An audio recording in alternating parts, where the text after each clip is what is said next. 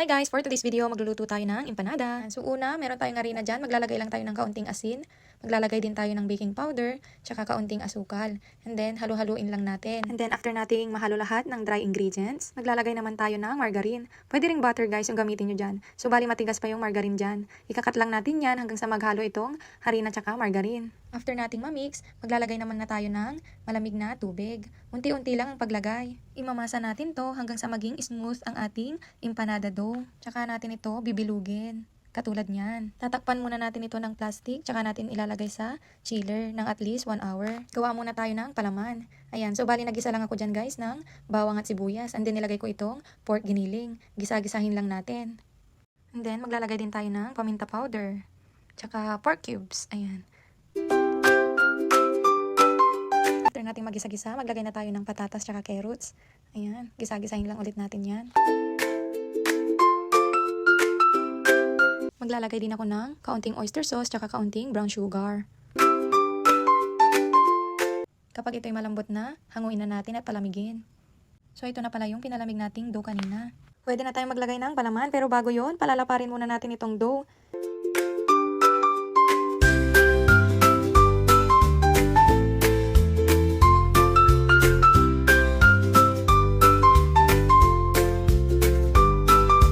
Kapag nakuha na natin yung tamang kapal, ikakat lang natin siya na pabilog. Ayan. So, bali gumamit ako ng takip ng container dyan.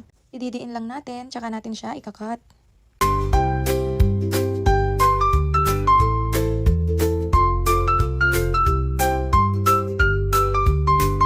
At ayan, ilalagay na natin itong palaman sa gitna, and then irarap natin. Tsaka, didiinan natin para dumikit. Tsaka natin siya tutupiin.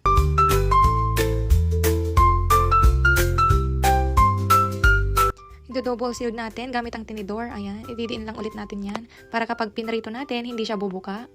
At ayan na nga guys, pwede na nating iprito. Siguraduhin nating mainit na yung mantika bago natin ilagay itong empanada. At antayin natin siya mag golden brown. Fast forward guys, ayan, ito na ang ating empanada.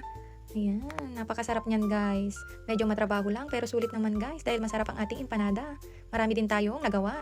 So ano pang hinihintay nyo guys, itry nyo na rin yan. So hanggang dito na lang ang ating video. Maraming salamat po sa panonood. Bye!